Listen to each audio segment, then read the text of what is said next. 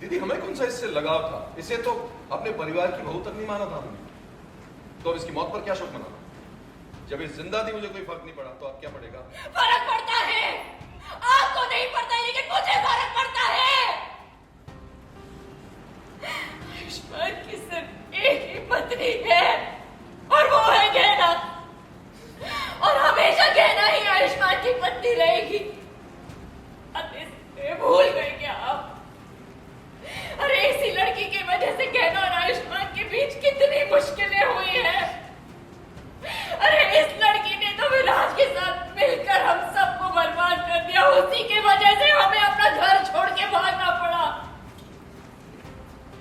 आलिया ने जो किया वो आयुष्मान को पाने के लिए किया। ये उससे प्यार करती थी और अब भी करती है। इतनी घटिया बात आप ही सोच सकते हैं। आखिर तुझे प्रॉब्लम क्या है आलिया से शादी करने में?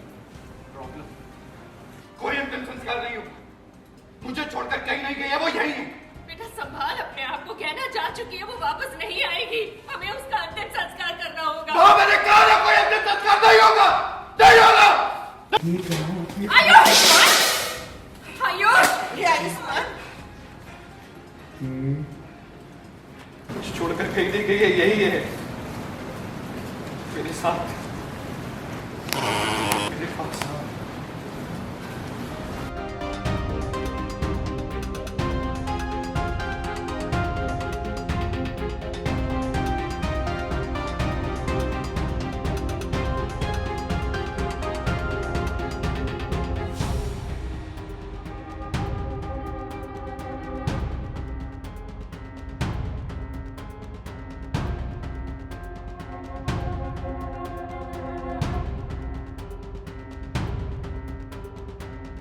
गहना मर चुकी हैं और सबने इस बात को मान लिया, लेकिन आयुष्मान मानने के लिए तैयार नहीं है।